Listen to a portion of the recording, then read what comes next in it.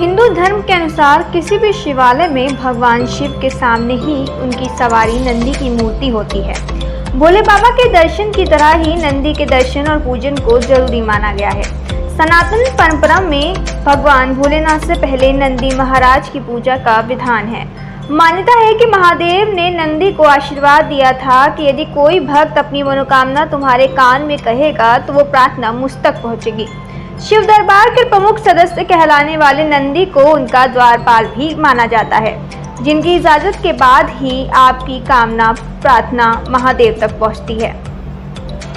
भगवान शिव के खास गणों में से एक नंदी है, जिनका एक स्वरूप महिष है, जिसे हम महिष के बैल भी कहते हैं। ऐसे में कई लोग जो मंदिर जाते हैं, लेकिन शिव जी के साथ उनकी पूजा भी करना जरूरी है, नहीं तो शिव जी की पूजा का पुण्य फल नहीं मिलता है।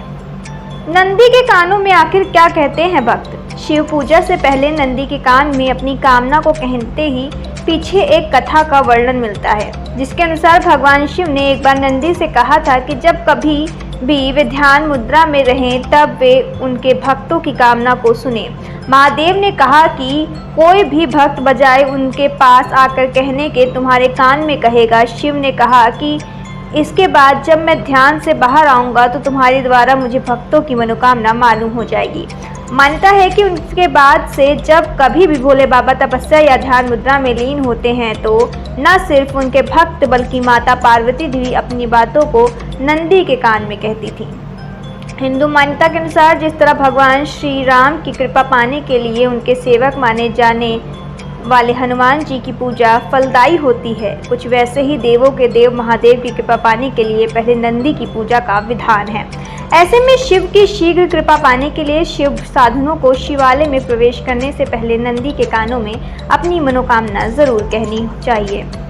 शिव के सबसे बड़े भक्त हैं नंदी। पौराणिक मान्यता के अनुसार जब असुरों और देवताओं ने समुद्र मंथन किया और उसमें से हलाहल विष निकला तो सृष्टि को बचाने के लिए उसे पी लिया था। विष को पीते समय उसकी कुछ बूंदें पृथ्वी पर गिर गई थी, लेकिन नंदी ने तुरंत उसे अपनी जीभ से साफ कर दिया था। मान्यता है कि जब भोले बाबा ने नंदी के इस समर्पण भाव को देखा तो उनसे बहुत प्रसन्न हुए और उन्हें सबसे बड़े शिव भक्त की उपाधि दी थी।